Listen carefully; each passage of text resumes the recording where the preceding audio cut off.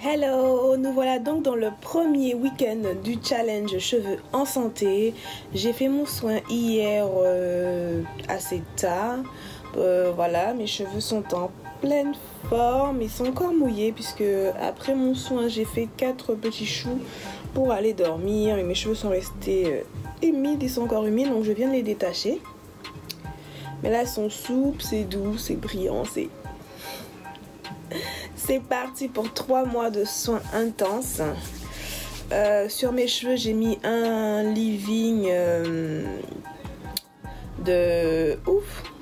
Ah, j'oublie. Enfin, bref, j'ai mis un leave-in. J'ai scellé avec de l'huile de jojoba. Je vous laisse avec les images afin de voir comment j'ai procédé grosso modo. A tout de suite. Hello, je vous montre tout ce que je vais utiliser pour le premier jour du challenge cheveux en santé. On va commencer par la poudre de guimauve qui est apaisant et démêlant, la poudre de Nîmes purifiant et détoxifiant, le rassoul que vous connaissez sûrement qui est un nettoyant doux, la poudre d'aloe qui sera hydratant. Pour les huiles, je vais utiliser de l'huile de jojoba l'huile de jojoba va adoucir et démêler mes cheveux en douceur. L'huile de moutarde sera là pour activer la circulation sanguine, donc favoriser la pousse. Je vais utiliser aussi de l'hydrolat d'ortie qui sera apaisant et assainissant en fait. J'ai un cuir chevelu assez fragile, donc l'ortie m'aide beaucoup à ce niveau-là. Je vais utiliser aussi de l'huile d'avoine. Oui, c'est l'huile d'avoine que j'ai mis là, le tout petit. Oui, mon huile d'avoine qui sera nourrissant et assouplissant. Et là, dans ma bouteille, j'ai fait une infusion de feuilles de goyave qui est apparemment riche en vitamines, qui stoppe la casse et favorise la pousse. Les feuilles de goyave ont plein de vertus.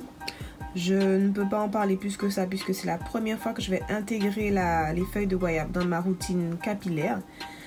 Donc on verra bien. Je vais l'utiliser pour mélanger mes poudres. Pour les poudres, je vais utiliser 2 cuillères à soupe par poudre.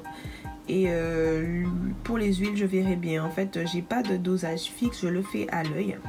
Par rapport à la quantité de vos cheveux, voyez si vous pouvez utiliser plus ou moins que moi. C'est à vous de voir. Voilà, à tout à l'heure pour la suite. Alors, donc voilà la pâte que j'obtiens. Elle n'est pas très lisse, puisque la poudre de guimauve fait beaucoup de grumeaux.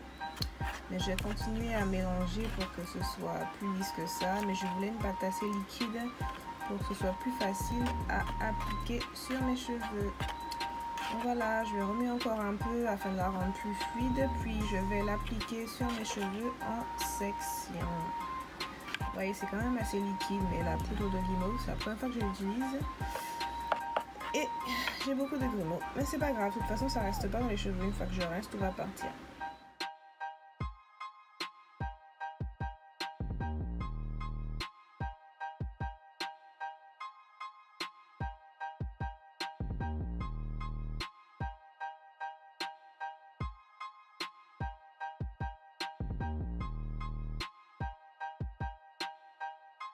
Voilà, après avoir rincé, vous voyez, mes cheveux sont doux, plein de petites frisettes, ils sont bien hydratés.